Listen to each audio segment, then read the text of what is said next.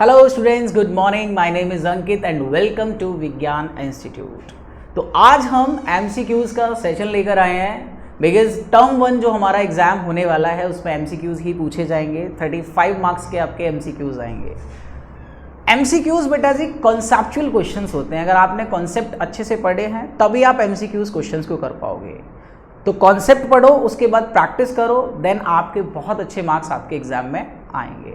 तो आज हम सॉल्यूशन के एमसीक्यूज़ को स्टार्ट करते हैं और मैं आपके साथ बहुत सारे एमसीक्यूज़ डिस्कस करूंगा। तो आज हम सबसे पहला एमसीक्यू लेके आते हैं। आपका क्वेश्चन है कि होमोजीनियस मिक्सचर ऑफ 2 और more than 2 components is called. आपको 4 ऑप्शन इसमें गिवन है: solute, solvent, both A and B and the last one is solution. तो देखो सर, अगर मैं सॉल्यूशन की बात करूं, ध्यान से देखो, अगर मैं सॉल्यूशन की बात करूं तो आप क्या जानते हो कि सर सॉल्यूशन एक होमोजीनियस मिक्सचर है। ये तो हमने पढ़ा था। इसके कुछ कीवर्ड्स थे कि सर एक चीज तो ये थी कि ये एक होमोजीनियस मिक्सचर होता है और ये ऐसा होमोजीनियस मिक्सचर है जिसके अंदर आप 2 या 2 से ज्यादा चीजों को मिक्स कर सकते हो। 2 एंड मोर देन 2 कंपोनेंट्स को आप मिक्स कर सकते हो। मोर देन 2 कंपोनेंट्स को आप मिक्स कर सकते हो। यही सॉल्यूशन की कहानी थी। तो ये तो क्लियर हो गया कि सर इसका ऑप्शन डी ही करेक्ट है।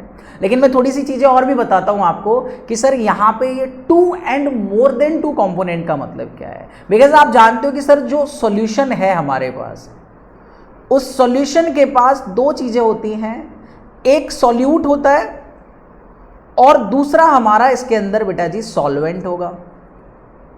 तो अगर मैं किसी भी सॉल्यूशन के अंदर सॉल्वेंट की बात करूं तो वो 101% अकेला ही मिलेगा। मतलब 100% उसकी जो अवेलेबिलिटी है वो आपको एक ही मिलेगा। बट अगर हम सॉल्यूट का डिस्कशन करें तो सॉल्यूट सॉल्यूशन के अंदर एक से ज्यादा प्रेजेंट हो सकते हैं। मतलब ये आपके मोर देन 1 हो सकते हैं। तो ये तो सिंपल सी कहानी है कि सर ये क्वेश्चन तो बहुत सिंपल है, तो ऑप्शन डी इज करेक्ट। चलो अब आते हैं नेक्स्ट क्वेश्चन पे। अगर नेक्स्ट क्वेश्चन की बात करें तो देखो, नेक्स्ट क्वेश्चन आपको गिवन है कि which of the following is an example of gaseous solution. आप यही ध्यान रखो कि सर अगर कोई सॉल्यूशन गैसियस है ना, हमने देखा था कि सर जो सॉल्यूशन की स्टेट होती है वो सॉल्वेंट की स्टेट पे डिपेंड करती है।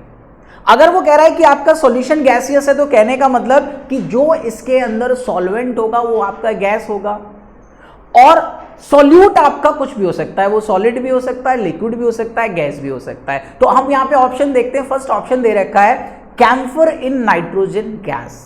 कैम्फर आप जानते हो, कपूर जो घर में पूजा के लिए यूज करते हैं, है ना, ये डायरेक्ट सब्लिमेशन। अगर आप कैम्फर को हीट करोगे तो वो बेटा जी डायरेक्ट क्या बनता है, वेपर में कन्वर्ट होता है। वो लिक्विड स्टेट में नहीं जाता। तो अगर कोई भी सब्सटेंस सॉलिड से डायरेक्टली वेपर में कन्वर्ट हो रहा है, that process is called sublimation. तो यहां पे क्या है कि अगर मैं कैम्फर को नाइट्रोजन गैस के साथ मिक्स करूं तो यहां पर ये जो आपको ऑप्शन दे रखा है सर, इसके अंदर भी आपका गैसियस सॉल्यूशन ही बनता है। इसके अंदर भी क्या बनेगा, हमारा गैसियस सॉल्यूशन ही बनेगा। एंड द सेकंड ऑप्शन दे रखा है कि solution of hydrogen in palladium. Palladium एक आपके पास ट्रांजिशन मेटल है। अगर मैं उस पर हाइड्रोजन गैस डालूंगा तो बेटा जी वहां पे जो आपका सॉल्यूशन बनेगा, वो सॉलिड सॉल्यूशन बनता है। बिकॉज पैलेडियम की सरफेस पर हाइड्रोजन गैस एड्सॉर्ब हो जाती है। एड्सॉर्ब होने के बाद जो आपका सॉल्यूशन है उसकी स्टेट स्टिल कैसी रहती है, सॉलिड। तो ये क्या है, सॉलिड सॉल्यूशन। तो बी ऑप्शन तो नहीं है। और चेक कर लेते। तो अगर हम क्लोरोफॉर्म को भी नाइट्रोजन गैस के साथ मिक्स करते हैं तो बेटा जी इस कंडीशन में भी आपका गैसियस सॉल्यूशन ही बनता है। इस स्टेट में भी क्या बनेगा, आपका गैसियस सॉल्यूशन ही बनेगा। तो दैट मीन्स कि इस क्वेश्चन के अंदर आपके 2 ऑप्शन ठीक हैं, ऑप्शन ए, ऑप्शन सी। तो लास्ट में आपको डी ऑप्शन दे रखा है कि इसमें ए भी ठीक है और सी भी ठीक है। तो ये भी बहुत सिंपल सा क्वेश्चन था, आपने कर लिया। चलो आगे बढ़ते हैं। अब देखो नेक्स्ट क्वेश्चन आपको दे रखा है कि sir in amalgam of mercury with sodium, इसके अंदर सॉल्वेंट क्या है। आपसे क्वेश्चन पूछ रहा है कि हमारे पास क्या है, अमलगम है एक। हमारे पास क्या है sir, amalgam of mercury with sodium है। मरकरी विद सोडियम है। ध्यान से देखो, मैं सबसे पहले अगर आपको एक चीज बता दूं तो सर ये जो अमलगम होते हैं, ये जो अमलगम है, अमलगम बेटा जी एक एलॉय होता है। अमलगम क्या होगा, एक एलॉय होता है। एलॉय का मतलब क्या है कि it is a mixture of two metals, it is a mixture of two metals, ये दो मेटल्स का मिक्सचर है, टू मेटल्स के बीच का मिक्सचर है। ध्यान से देखो, तो यहां पे एक आपको मरकरी कहा है और एक आपको सोडियम का है। तो जब हम इस अमलगम की स्टेट चेक करते हैं तो बेटा जी ये आपका सॉलिड सॉल्यूशन होता है, ये आपका कैसा होता है, सॉलिड सॉल्यूशन होगा ये आपका। ओके, तो यहां पर आपको मैंने एक बात बताई थी कि सर अगर मेरे पास कोई एक सॉल्यूट है, अगर मेरे पास कोई एक सॉल्वेंट है और उनके मिक्सचर से अगर कोई सॉल्यूशन का फॉर्मेशन हो रहा है तो इस सॉल्यूशन की स्टेट जो है वो डिपेंड करेगी सर सॉल्वेंट की स्टेट पर, सॉल्यूशन की स्टेट डिपेंड करेगी सॉल्वेंट की स्टेट पर। अब ये तो क्लियर है कि सर अमलगम का जो सॉल्यूशन बन रहा है वो आपका सॉलिड स्टेट में है, वो किस में है आपका, सॉलिड स्टेट में। तो सर सॉल्वेंट आपका कौन सा होगा, वही होगा जिसकी स्टेट क्या होगी, सॉलिड होगी। अगर मैं मरकरी की बात करूं तो मरकरी बेटा जी रूम टेम्परेचर पर, रूम टेम्परेचर पर ये लिक्विड स्टेट में एग्जिस्ट करता है, ये किस में करता है, लिक्विड स्टेट में एग्जिस्ट करता है। बट अगर हम सोडियम की बात करें तो सोडियम रूम टेम्परेचर पर भी सॉलिड स्टेट में ही एग्जिस्ट कर रहा है। तो कहने का मतलब अगर आपने एक सॉलिड के साथ एक लिक्विड को मिक्स किया है और आपका सॉल्यूशन सॉलिड बन रहा है तो कहने का मतलब जो सॉलिड वाला कंपोनेंट होगा वो आपका सॉल्वेंट होगा। सो यहां पे आपका क्या हो जाएगा sir, sodium is a correct answer, sodium आपका क्या है, करेक्ट आंसर है। तो आपको समझ में आ गया होगा। चलो आगे बढ़ते हैं।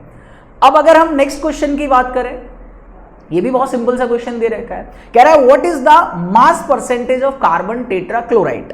आपको बताना है कि कार्बन टेट्राक्लोराइड मतलब CCl4, ये आपको क्या दे रखा है सर, आपको बताना है कि ये जो कार्बन टेट्राक्लोराइड है CCl4 जो है इसका मास परसेंटेज कितना होगा, इसका मास परसेंटेज कितना होगा। If 22 gram benzene is dissolved in 122 gram of carbon tetrachloride, मतलब आपके पास क्या दे रखा है कि सर 122 ग्राम क्या है हमारे पास, कार्बन टेट्राक्लोराइड है ना। उसके अंदर हमने क्या करा है कि सर ये हमारे पास सॉल्यूट है, ये तो दिख रहा है आपको, तो इसको हमने क्या करा है, डिसॉल्व किया है किसके अंदर, 122 ग्राम ऑफ कार्बन टेट्राक्लोराइड के अंदर। अब मुझे क्या चाहिए, मुझे मास परसेंटेज निकालना है CCl4 का। चलो अब अगर आपको मास परसेंटेज की कहानी पता हो, अगर मैं मास परसेंटेज की बात करूं, अगर मैं मास परसेंटेज की बेटा जी बात करूं तो आप क्या जानते हो मास परसेंटेज में, मान लो कि अगर मुझे सॉल्यूट का निकालना है तो हमने क्या देखा था sir, mass of solute, mass of solute upon mass of solution, mass of solution into 100, यही तो फॉर्मूला था भाई मास परसेंटेज का। तो ध्यान से देखो कि अगर मैं इसे सॉल्व करूं तो आपको दिख रहा है सॉल्यूट का मास कितना गिवन है आपके लिए, 22 ग्राम गिवन है अपॉन, और अगर हम सॉल्यूशन के मास की बात करें तो 122 ग्राम प्रेजेंट है, इनटू परसेंटेज निकालनी है तो 100 कर लिया। सर जब मैं इसे कैंसिल आउट, देखो अगर मैं 100 से इसे कैंसिल आउट करता हूं तो आपके पास आ जाएगा ये 22 अपॉन 1.22 ग्राम, भाई इतना ही आ गया ये। जब मैं इसको इससे कैंसिल आउट करूंगा बेटा जी ये आपका आंसर आ जाएगा 13.28 के आसपास आ जाएगा, मतलब इतना परसेंट आ गया। तो कहने का मतलब कि इस सॉल्यूशन के अंदर जो बेंजीन है, बिकॉज बेंजीन ही तो सॉल्यूट था हमारे पास, इस सॉल्यूशन के अंदर जो बेंजीन है उसका मास परसेंटेज 13.28 आ गया। अब क्या है सर, टोटल सॉल्यूशन का परसेंटेज कितना है, टोटल सॉल्यूशन का परसेंटेज कितना है सर, सॉल्यूशन आपका 100% था। अब उस 100% में किस किस का था सर, उसके अंदर सॉल्यूट का भी होगा प्लस सॉल्वेंट का भी मास परसेंट होगा, यही तो कहानी होगी, प्लस किसका होगा, सॉल्वेंट का भी होगा।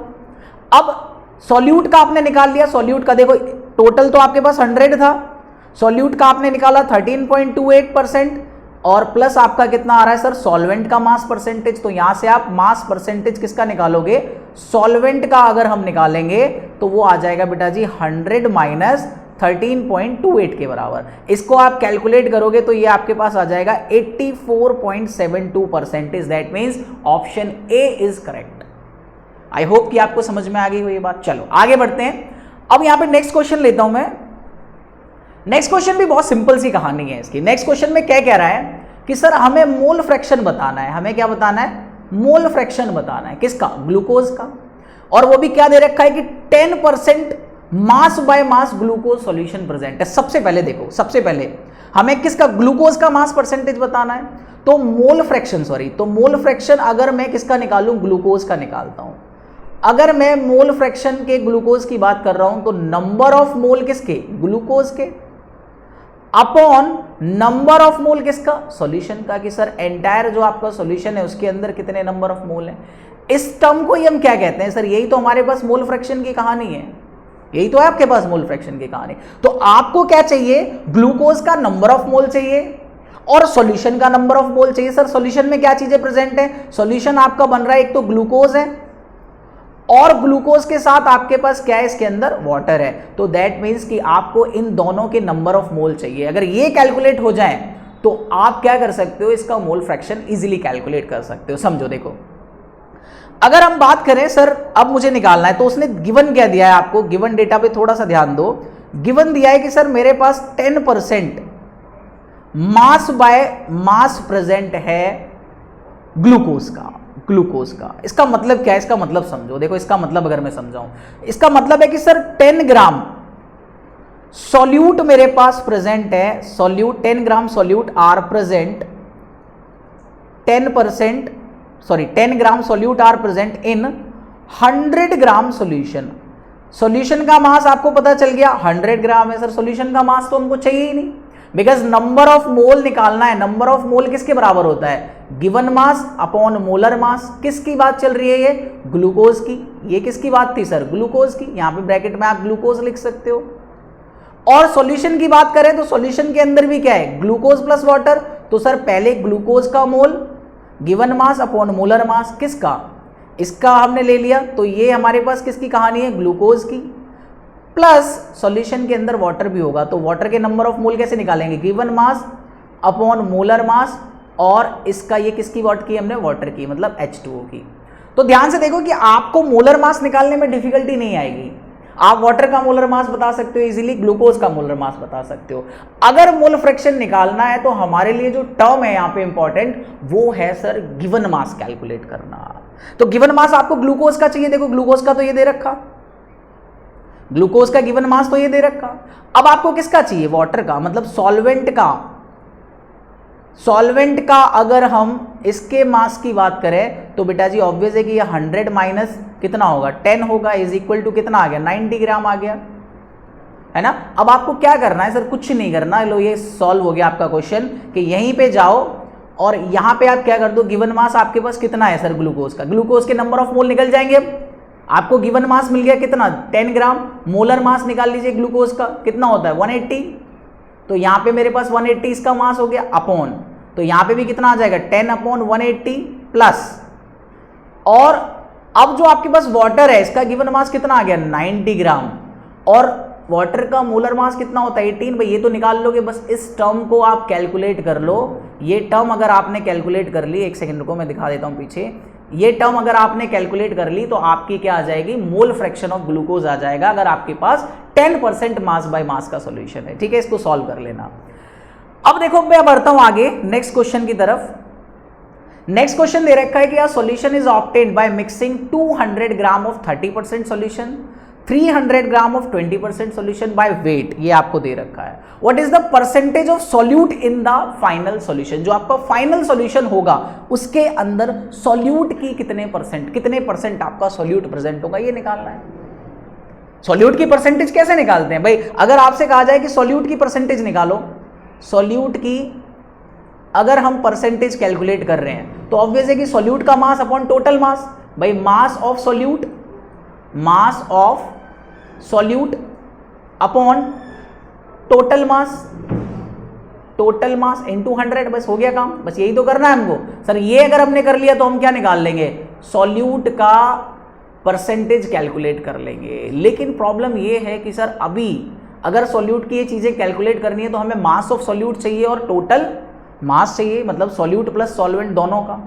तो यहां देखो पहले आपको दे रखा है कि sir a solution is obtained by mixing, आपके पास एक सॉल्यूशन है उसके अंदर दो चीजें मिक्स कर रखी है आपने, 200, आपको क्या दे रखा है, आपको दे रखा है 200 ग्राम 30% सॉल्यूशन।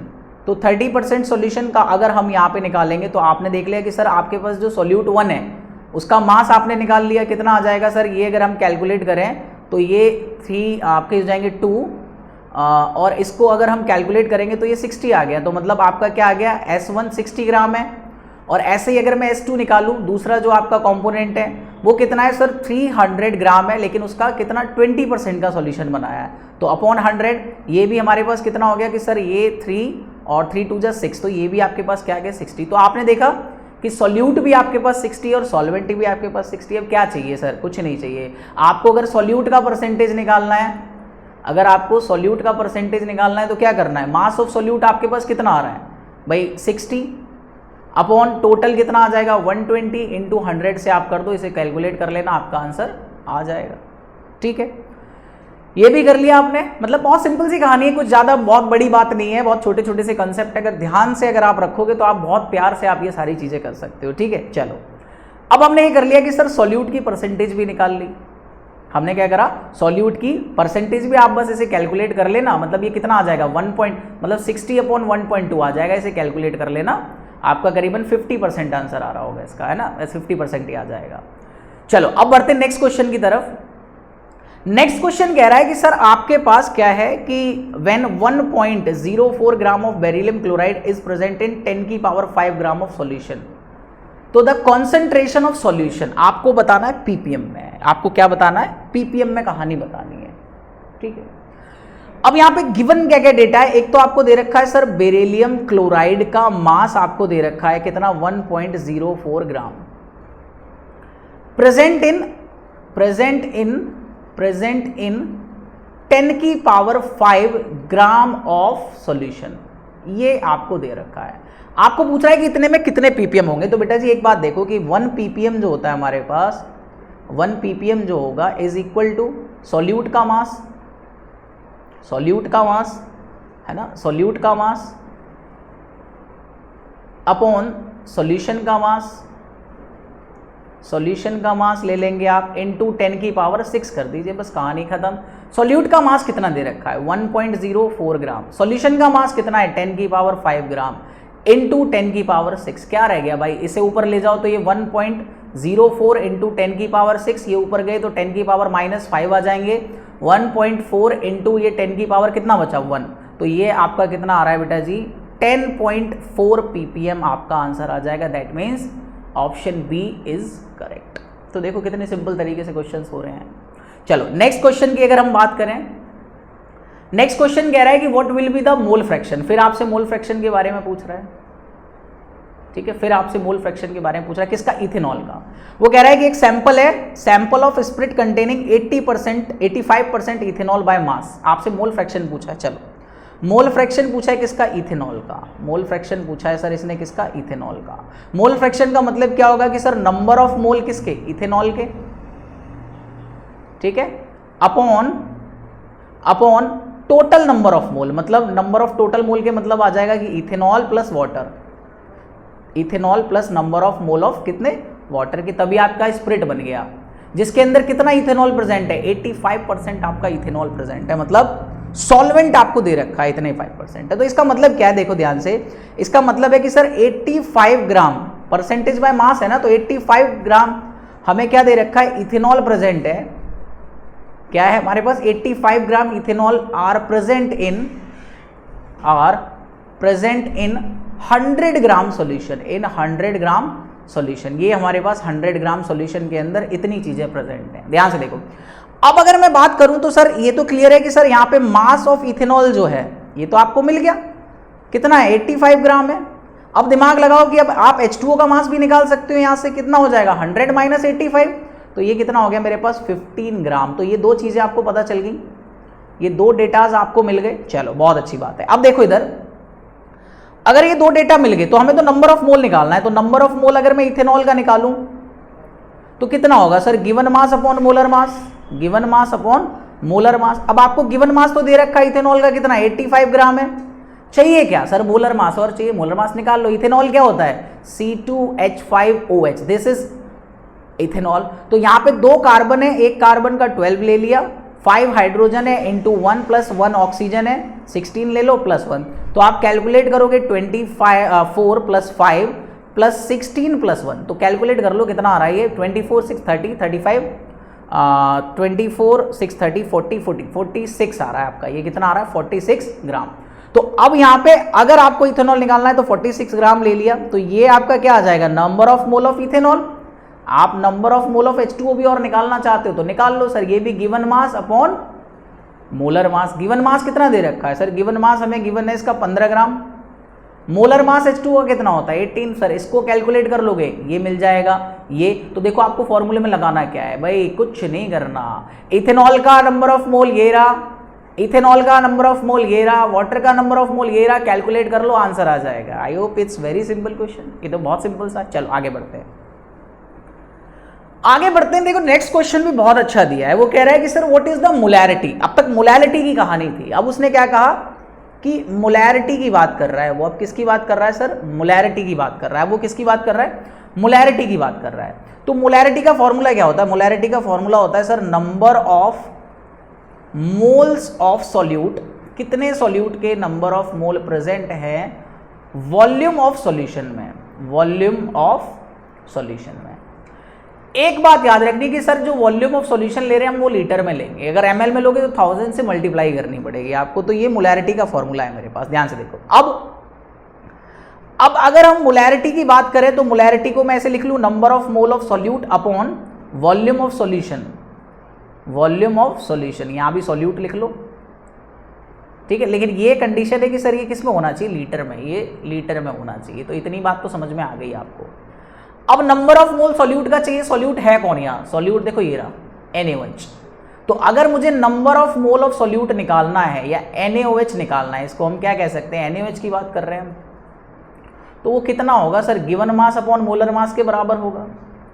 गिवन मास कितना है 10 ग्राम, मोलर मास निकालो कितना आ जाएगा NaOH का, NaOH का मोलर मास निकालते हैं। सोडियम का होता है 23 प्लस ऑक्सीजन का 16 प्लस 1, आप कैलकुलेट करो 23 24 30 और ये आ गया आपके पास 40 ग्राम। तो बेटा जी यहाँ पे मैं इसको कितना कर सकता हूँ 40, तो ये आपके पास कितना आ जाएगा 1/4, मतलब 0.25 आपके पास नंबर ऑफ मोल आ गए किसके, सॉल्यूट के। अब वॉल्यूम चाहिए ना, वॉल्यूम इसने कितना दे रखा है सर, वॉल्यूम की प्रॉब्लम इसने ml में दे रखा है, मुझे लीटर में चाहिए, तो आप इसको लीटर में कन्वर्ट करोगे तो कितना हो जाए, चलो कर लेते हैं।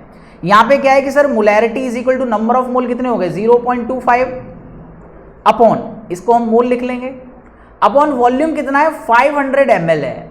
अगर आप इसे लीटर में करोगे तो 1000 से आपको यहाँ मल्टीप्लाई करनी पड़ेगी। अब ये किस में आ गया, लीटर में, तो ये कितना आ जाएगा 1/2, 2 पर चला जाएगा आपका भाई, ये कितना आ गया 0.25 अपॉन 1/2, तो 2 को हम ऊपर ले जाएंगे तो ये क्या आ जाएगा 0.25 इंटू 2, ये किसका आ रहा है आपका मोल पर लीटर आ रहा है आंसर। तो अगर मैं इसे ठीक से कर दूं तो 0.5 मोल पर लीटर आपका आंसर है। तो देखो ये आपका सही है, सी वाला आपका करेक्ट है ये। तो देखो ये भी सिंपल सी कहानी है।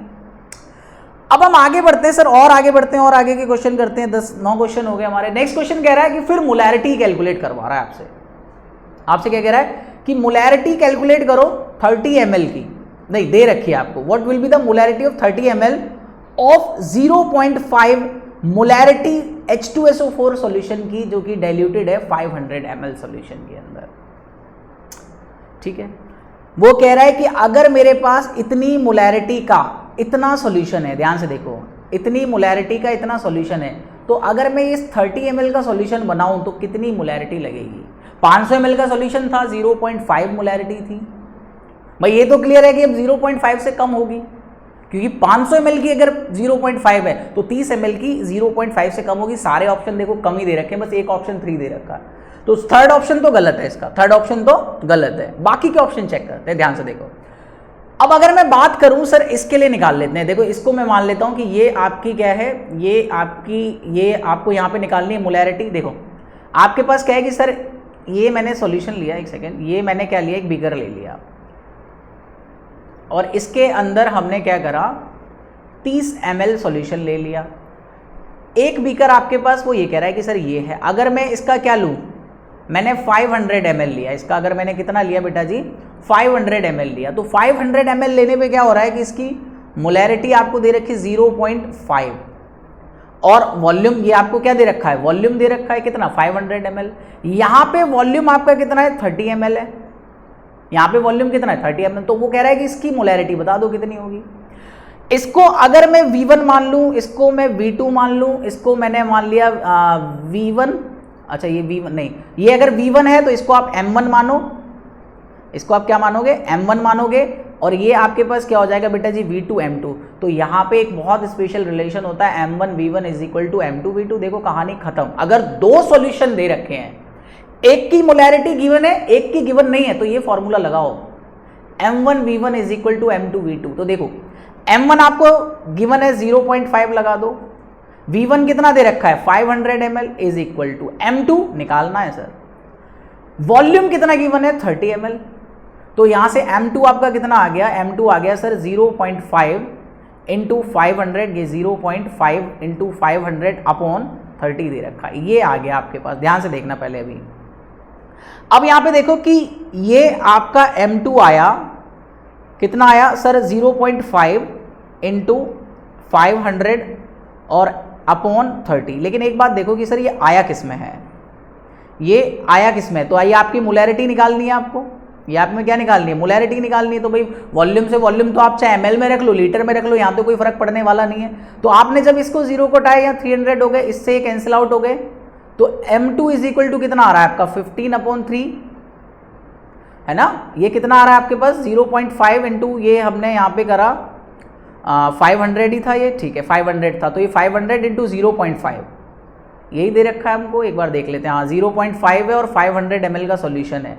अपॉन हमने क्या करा 30 लिया, एक यहाँ से 0 उठाया, ये 300 हो गए। ये आपके पास कितने हो गए 300 हो गए। अगर 300 से हम काटेंगे तो ये 1 पॉइंट समथिंग आपका चला जाएगा, ये आपका कितना चला जाएगा 1.3 चला जाएगा। तो आप इसको कैलकुलेट कर लेना और आपका आंसर इनमें से आ जाएगा एक, ठीक है। तो ये भी बहुत सिंपल सी कहानी है भाई। ये आपको दे रखा है, एक का आपको गिवन है मोलैरिटी और वॉल्यूम, मतलब M1 V1 गिवन है, तो M2 V2 आप निकाल लोगे, है ना, M2 V2 आप निकाल लोगे। तो ये हमारे पास एक सिंपल सी कहानी है इसके लिए। देखो इसको हम कर लेंगे आराम से।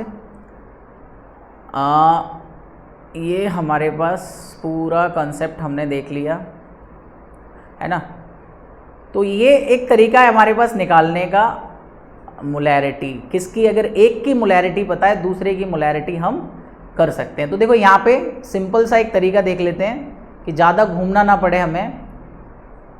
अगर ज़्यादा नहीं घूमना पड़े तो देखो सर क्या आ रहा है, इधर देखो ये हमारे पास, तो फॉर्मूला हमारे पास क्या है कि M1 V1 is equal to M2 V2, ये हमारे पास आ रहा है ना।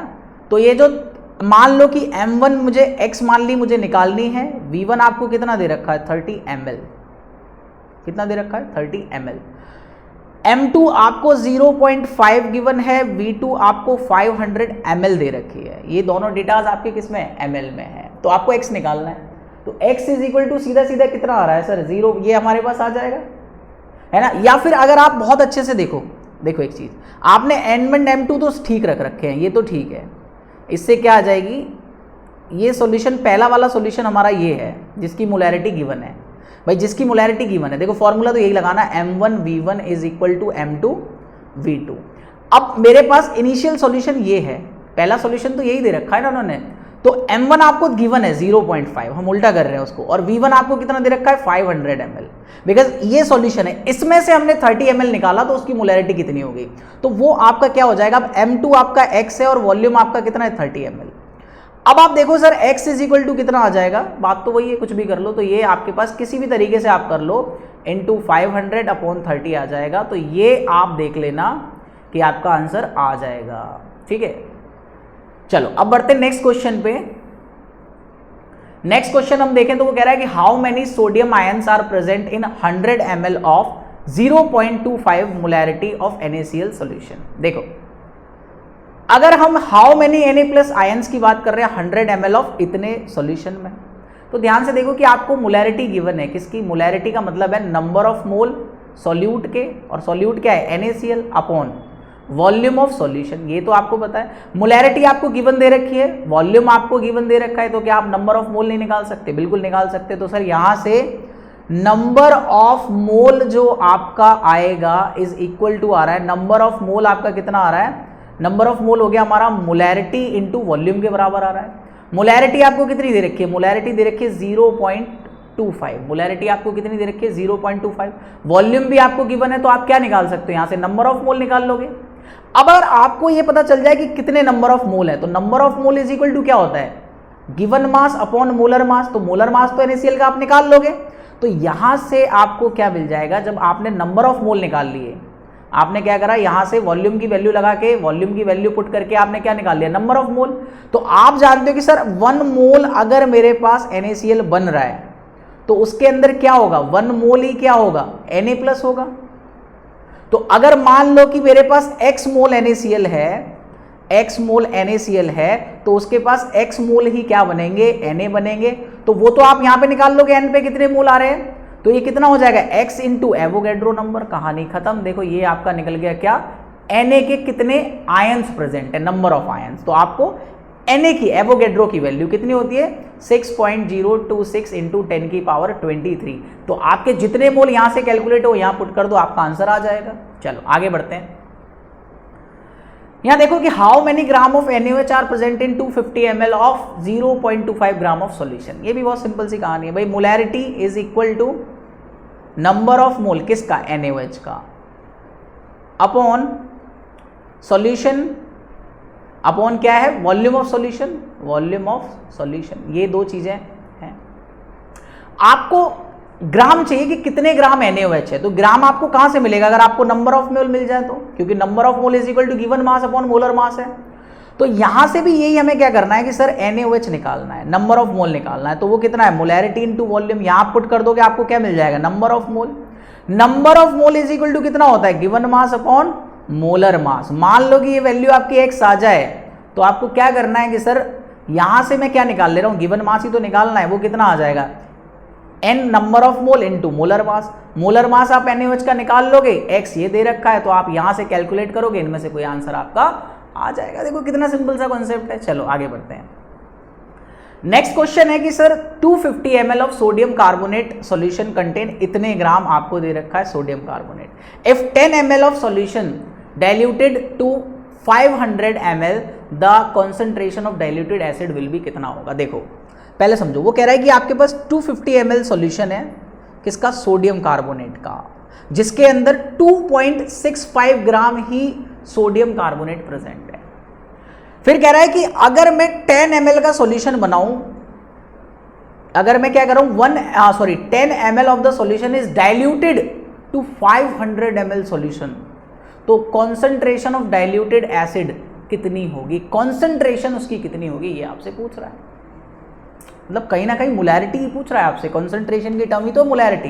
तो ध्यान से देखो उसने क्या दे रखा है, आपको दे रखा है वॉल्यूम ऑफ सोडियम कार्बोनेट के सॉल्यूशन का। वॉल्यूम ऑफ सॉल्यूशन आपको दे रखा है कितना है सर 250 ml है, 250 ml है, ये आपको गिवन है 250 ml है।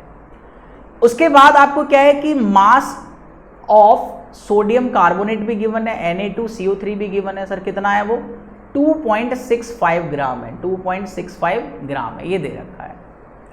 तो यहां से अगर मैं मोलैरिटी की बात करूं, सर इस सॉल्यूशन की मोलैरिटी कितनी होगी, तो molarity is equal to number of mole solute के अपॉन वॉल्यूम ऑफ सॉल्यूशन।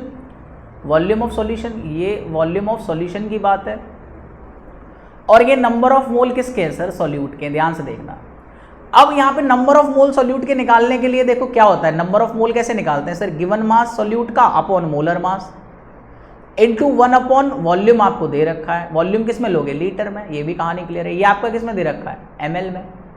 तो गिवन मास तो सर 2.65 ग्राम प्रेजेंट है। मोलर मास किसका निकालना है सर, सोडियम कार्बोनेट का निकाल लो सर। 2 इंटू 23 प्लस 12 प्लस 16 3 जा 48, कैलकुलेट कर लो, ये आ जाएगा 46 प्लस 12 प्लस 48 50 60, ये आ रहा है 106 ग्राम पर मोल आ जाएगा आपका। तो यहाँ पे आप रख देंगे 106 ग्राम पर मोल इनटू 1 अपॉन 250 अपॉन 1000 करेंगे, मल्टीप्लाई हो जाएगा भाई, अपॉन 1000 लाते हैं ना, क्योंकि लीटर पे कन्वर्ट करना है तो वो 1000 ऊपर चले गए। जब आप इस टर्म को कैलकुलेट करोगे तो मान लो आपको मोलैरिटी कैलकुलेट हो गई, आपको मोलैरिटी कैलकुलेट हो गई, आपने मान लिया कि आपको m1 कैलकुलेट हो गया, मान लो x आ गया m1 मेरे पास, आप कैलकुलेट कर लेना इसको, m1 मेरे पास कितना आ गया x आ गया। अब वो कह रहा है कि सर 10 ml का सॉल्यूशन बनाना है, तो आपको दे रखा है कि क्या करा कि sir if 10 ml of solution is diluted, तो देखो आपको क्या दे रखा है V1 दे रखा है 10 ml इनिशियल इतना था, और आपने कितना कर दिया, उसे डाइल्यूटेड 500 ml तक पहुंचा दिया, ठीक है। इनिशियल मोलैरिटी कितनी थी उसकी, x थी। M2 आपको कैलकुलेट करनी है, कॉन्सेंट्रेशन कैलकुलेट करनी है, बस हो गया सर, कुछ नहीं है। वही formula M1 V1 is equal to M2 V2 लगा दो। हमें क्या चाहिए, M2 चाहिए, तो कितना हो जाएगा M1 V1 अपॉन V2, है ना। अब देखो इधर सॉल्व कर दे रहे हैं तो कितना आ रहा है, M1 हमारे पास कितना है, x है, V2 हमारे पास कितना है, V2 हमारे पास 500 ml है, और ये कितना है सर 10 ml, 10 से ये कट जाएंगे तो ये x इंटू आपका कितना आ जाएगा, 50 आ जाएगा। आप कैलकुलेट कर लेना, इसमें से आपका एक आंसर आ जाएगा, है ना। अब आपको ये याद रखना कि सर ये जो वॉल्यूम दे रखा है, इस वॉल्यूम को भी आप लीटर में कन्वर्ट कर लेना, तो लीटर में कन्वर्ट करके यहाँ थाउजेंड्स भी आ जाएंगे आपके, तो आपका आंसर इनमें से कुछ ना कुछ आ जाएगा, है ना। वॉल्यूम का याद रखना, वॉल्यूम भी कन्वर्ट कर लेना आप लीटर में, ठीक है। तो ये आपका हो गया, मोलैरिटी आ गई। नेक्स्ट क्वेश्चन पे आते हैं। The density of solution prepared by dissolving 120 gram of urea. ध्यान से देखो, आपको डेंसिटी दे रखी है, आपको डेंसिटी किसकी दी है, सॉल्यूशन की। डेंसिटी ऑफ सॉल्यूशन गिवन है आपको, एक सेकेंड रुकना, डेंसिटी ऑफ सॉल्यूशन आपको गिवन है, डेंसिटी ऑफ सॉल्यूशन आपको गिवन है। कितनी दे रखी है सर डेंसिटी, डेंसिटी है हमारे पास 1.15 ग्राम पर ml, इतनी डेंसिटी आपको दे रखी है, ठीक है।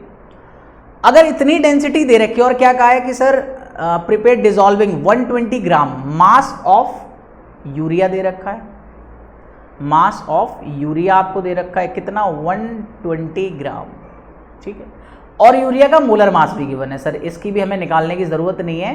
ये कितना है, 16U दे रखा है, ये मॉलिक्यूलर मास दे रखा है ना। इसका मोलर मास कितना होगा, अगर हम यहाँ से इसका मोलर मास निकालेंगे सर, सिर्फ यूनिट चेंज हो जाएगी, मोलर मास कितना हो जाएगा, 60 ग्राम हो जाएगा, ठीक है। और क्या दे रखा है, इन 1000 gram of water, 1000 gram of water में, तो मोलैरिटी पूछ रहा है आपसे। मोलैरिटी वही number of mole of solute, volume of solution in litre, ये दो चीजें चाहिए हमको, ठीक है। अगर वो मोलैरिटी पूछ रहा है तो नंबर ऑफ मोल के लिए तो देखो यूरिया का गिवन मास कंप्लीट है, तो यहाँ पे फॉर्मूला क्या होगा आपका, गिवन मास लगा दो अपॉन मोलर मास लगा दो इनटू 1 अपॉन वॉल्यूम, वो भी लीटर में लगा दो। गिवन मास 120 ग्राम प्रेजेंट है, मोलर मास 60 ग्राम प्रेजेंट है, इनटू 1 अपॉन वॉल्यूम। अब वॉल्यूम की दिक्कत आ रही है, मतलब अब हमें वॉल्यूम चाहिए किसका, सॉल्यूशन का, कि सर सॉल्यूशन का वॉल्यूम कितना है। तो सॉल्यूशन के वॉल्यूम के लिए देखो इसने डेंसिटी गिवन कर रखी है, सॉल्यूशन के वॉल्यूम के लिए क्या कर रखी है, डेंसिटी गिवन कर रखी है। तो डेंसिटी इज इक्वल टू कितना होता है sir, mass upon volume. Density is equal to कितना होता है, मास अपॉन वॉल्यूम। अब मास सॉल्यूशन का आपको देखो ये दे रखा 1000 ग्राम, डेंसिटी आपको सॉल्यूशन की दे रखी 1.15 ग्राम, तो वॉल्यूम आप निकाल सकते हो सर, यहां से आ जाएगा volume is equal to mass upon density. तो मास आपके पास है 1000 ग्राम, डेंसिटी आपके पास है 1.15 ग्राम पर ml। तो आपको देखो यहां पे ये वॉल्यूम मिल गया, ये आपको क्या है, वॉल्यूम मिला। लेकिन एक प्रॉब्लम है कि सर ये वॉल्यूम अभी आपका ml में है, इसकी यूनिट क्या है, ml है, इसकी यूनिट क्या है आपकी, ml है। चलो अब हम इसमें पुट कर लेते हैं कि सर मोलैरिटी में हमें नंबर ऑफ मोल तो मिल गए, कितने आ रहे हैं, 2 मोल आ रहे हैं इसके यूरिया के, तो 2 मोल इनटू वॉल्यूम, जब हम वॉल्यूम रख रहे हैं तो बेटा जी कितना आ रहा है, 1000 अपॉन 1.15, और जब मैं इस वॉल्यूम को लीटर में कन्वर्ट करूंगा, बिकॉज ये ml में है, तो लीटर में कितने आ जाएंगे, 1/1000 भी आपके आ जाएंगे, 1000 से 1000 कैंसिल हो जाएगा, तो ये कितना आ रहा है 2 इंटू, और ये 1.5 आपके जंप करके ऊपर चले जाएंगे, ये आ जाएगा 1.15। इसको कैलकुलेट कर लो, आपका आंसर आ जाएगा, है ना। तो अप्रॉक्स आंसर आपका 2.05 वाला आएगा, ठीक है। चलो नेक्स्ट क्वेश्चन देखो, कह रहा है what will be the molality of solution of glucose in water in which 10% mass by mass. सबसे पहले तो मोलैलिटी का फॉर्मूला लिखो, मोलैलिटी किस किस चीज की जरूरत पड़ेगी sir, molality is equal to number of mole of solute, solute के मोल चाहिए, ठीक है, सॉल्यूट यहाँ है कौन, ग्लूकोज है, upon mass of solvent, mass of solvent, sir solvent का मास भी गिवन होना चाहिए। तो चलो पहले मैं क्या निकालता हूं, number of mole of solute calculate कर लेता हूं। तो number of mole of solute कैसे निकलेंगे सर, गिवन मास किसका, सॉल्यूट का, अपॉन मोलर मास किसका, सॉल्यूट का। गिवन मास आपको डायरेक्टली तो गिवन नहीं है, लेकिन उसने क्या बता रखा है, उसने कह रखा है कि sir 10% mass by mass present है सॉल्यूशन। तो 10 बाय मास परसेंट का मतलब क्या है कि सर 10 ग्राम सॉल्यूट आपका प्रेजेंट है 100 ग्राम सॉल्यूशन के अंदर, 100 ग्राम सॉल्यूशन के अंदर। बहुत ध्यान से देखो, तो आपको क्या मिल गया, सॉल्यूट का मास मिल गया। देखो ये रहा 10 ग्राम, क्लियर है। तो यहां पे हमने क्या करा, सॉल्यूट का मास 10 ग्राम है। और अगर मैं ग्लूकोज के मोलर मास की बात करूं तो ग्लूकोज का फॉर्मूला आप जानते हो C6H12O6 है। आप जब इसका मॉलिक्यूलर फॉर्मूला निकालोगे तो 180 आ जाएगा, और मोलर मास में कन्वर्ट करोगे तो वो 180 ग्राम हो जाएगा। तो ये 10/180 आ गया आपके पास number of mole of glucose. अब आपको चाहिए मास ऑफ सॉल्वेंट। तो मास ऑफ सॉल्वेंट में तो कोई दिक्कत नहीं है, क्योंकि आपके पास सॉल्यूट का मास भी है, सॉल्यूशन का मास भी है। तो हम जानते हैं कि सर जो सॉल्वेंट का मास होगा is equal to mass of solution minus mass of solute, mass of solute. तो सर कितना आ जाएगा, ये आपका आ रहा है 90 ग्राम। तो क्या ही दिमाग लगा रहा है सर, आपके पास जो मोलैलिटी है, जब हमने कैलकुलेट करी नंबर ऑफ मोल थे 10/180 है ना, और आपका जो मास ऑफ सॉल्वेंट था, मास ऑफ सॉल्वेंट था जो आपका कितना आ रहा है 90 ग्राम, लेकिन फॉर्मूले में हम किलोग्राम में लेते हैं। तो किलोग्राम में लेंगे तो यहाँ पे भी 1000 से हमें क्या करना पड़ेगा, डिवाइड करना पड़ेगा। तो कैलकुलेट करके 10/180 इंटू 1000 बाय कितना आ जाएगा 90। इस टर्म को आप कैलकुलेट कर लेना, आपकी मोलैलिटी गिवन आ जाएगी। ठीक है, मोलैलिटी भी गिवन हो गई। तो चलो आगे बढ़ते हैं नेक्स्ट क्वेश्चन पे। नेक्स्ट क्वेश्चन कह रहा है कि the molality of 648 gram of pure water. आपके पास एक प्योर वाटर है। प्योर वाटर से क्या मतलब है, प्योर वाटर से कह रहा है कि सर ये सिंगल कंपोनेंट है आपके पास, ये आपके पास क्या है सिंगल कंपोनेंट है। चाहे तो आप इसे सॉल्यूट मान लो या सॉल्वेंट मान लो, कुछ भी नहीं, एक ही है ये, है ना, बिल्कुल प्योर है। तो आपसे कह रहा है इसकी मोलैलिटी निकालनी है। मोलैलिटी के लिए number of mole of solute चाहिए, और क्या चाहिए सर, मास ऑफ क्या चाहिए हमें, सॉल्वेंट। मास ऑफ क्या चाहिए, सॉल्वेंट। ऑब्वियस है कि सॉल्वेंट यहाँ पे क्या है सर, प्योर वाटर ही है। तो मेन चीज क्या है कि सर यहाँ पे हमें नंबर ऑफ मोल निकालने हैं। तो नंबर ऑफ मोल भी निकाल लो सर। नंबर ऑफ मोल कितना होगा, गिवन मास अपॉन मोलर मास। अब गिवन मास कितना है इसका, ये दे रखा है आपको, गिवन मास कितना है 648 ग्राम अपॉन मोलर मास वाटर का कितना होता है 18। कैलकुलेट कर लेना। मान लिया कि एक्स अमाउंट आ गया, तो नंबर ऑफ मोल आपके गिवन हो गए। अब आपसे कह रहा है कि मोलैलिटी कैलकुलेट करनी है प्योर कंपोनेंट की, तो उसका नंबर ऑफ मोल x है। x में से अब हमें क्या चाहिए, मास ऑफ सॉल्वेंट। तो सर जितना भी मास है, अगर ये प्योर वाटर है तो ये सारा का सारा मास किसका है, वाटर का ही है, सॉल्वेंट का ही है। तो x अपॉन कितना हो जाएगा 648। तो आप इसको कैलकुलेट कर लेना, यहाँ पे आपकी मोलैलिटी कैलकुलेट हो जाएगी। चलो आगे बढ़ते हैं। नेक्स्ट क्वेश्चन दे रखा है कि sir what is the mass of urea required for making 2.5 kilogram of 0.25 molar aqueous solution. देखो आपको मास निकालना है यूरिया का, जबकि सॉल्यूशन हमने बनाया उससे कितना 2.5 किलोग्राम का, जिसकी मोलैलिटी आपको दे रखी है 0.25। अब आपको मोलैलिटी गिवन है, देखो मोलैलिटी गिवन है। मोलैलिटी को हम स्मॉल m से लिखेंगे, मोलैलिटी को हम किससे लिखेंगे, स्मॉल m से। तो ये हमारे पास मोलैलिटी है 0.25, ये हमारे पास क्या है, मोलैलिटी है। आपको क्या दे रखा है कि सर सॉल्यूशन का मास गिवन है, सॉल्यूशन का मास भी हमको गिवन है, कितना दे रखा है सर 2.5 किलोग्राम हमारे पास सॉल्यूशन का मास है। ये दो डेटा आपको दे रखे, पूछ क्या रहा है वो यूरिया का मास पूछ रहा है आपसे, मास ऑफ यूरिया कितना होगा, ये बात आपको कैलकुलेट करनी है। कुछ भी नहीं है सर, मोलैलिटी का फॉर्मूला लगाओ इसमें भी, number of mole of solute. तो आप वहां क्या लिख सकते हो सर, गिवन मास किसका, सॉल्यूट का, अपॉन मोलर मास किसका, सॉल्यूट का, into 1 upon mass of solvent, mass of solvent. अभी आपके पास डायरेक्टली तो सॉल्वेंट का मास भी गिवन नहीं है, सिर्फ सॉल्यूशन का मास दे रखा। तो कहीं ना कहीं अगर मैं ये वाली वैल्यू निकाल लूं, मतलब इसका गिवन मास निकाल लूं, किसका, सॉल्यूट का, तो इसका गिवन मास निकालते ही आप क्या कर सकते हो, सॉल्वेंट का मास भी निकाल सकते हो। और यहां पे तो आपको जरूरत पड़ेगी नंबर ऑफ मोल निकालने में। तो चलो अब ये कहां से निकालेंगे, ये निकालेंगे हम मोलैलिटी से। ये हमने कहां से निकाला, देखो मोलैलिटी आपको दे रखी है, मोलैलिटी यहां लगाई हमने 0.25। गिवन मास मैंने मान लिया x है, मुझे फाइंड आउट करना है। और मोलर मास किसका, मोलर मास आपको किसका चाहिए सर, यूरिया का। तो यूरिया हमारे पास होता है NH2CONH2। तो आप इसका क्या करोगे, सबसे पहले मोलर मास कैलकुलेट करोगे। तो आप क्या करोगे, यहां पे मोलर मास की वैल्यू पुट कर दो, है ना। अब यहां पे क्या दे रखा है, मास ऑफ सॉल्वेंट आपको चाहिए, यहां पे क्या चाहिए आपको, मास ऑफ सॉल्वेंट चाहिए। तो यहाँ पे हम क्या करेंगे सर, ये जो हमें दे रखा है देखो, what is the mass of urea required for making इतने किलोग्राम सॉल्यूशन इतनी मोलल एक्वस का। तो यहाँ से हम क्या निकाल लेंगे, यहाँ से हम निकालेंगे बेटा जी सॉल्वेंट का मास, और सॉल्वेंट का मास पुट करके यहाँ पे आप क्या निकाल सकते हो, यूरिया का मास कैलकुलेट कर लोगे, जो कि हमने एक्स कंसीडर किया था, वो एक्स की वैल्यू आपकी यहाँ से कैलकुलेट हो जाएगी। चलो आगे बढ़ते हैं।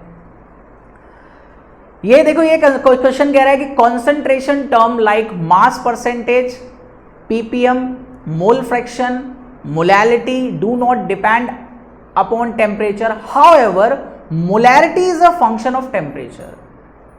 मतलब ये जितनी टर्म कॉन्सेंट्रेशन की दे रखी है, चाहे मास परसेंटेज की बात करी जाए, चाहे मोलैरिटी की बात करी जाए, चाहे पीपीएम की बात करी जाए, चाहे मोल फ्रैक्शन की बात करी जाए, ये सब क्या है कि सर ये टेम्परेचर पे डिपेंडेंट नहीं है, लेकिन मोलैरिटी जो है वो फंक्शन है टेम्परेचर का।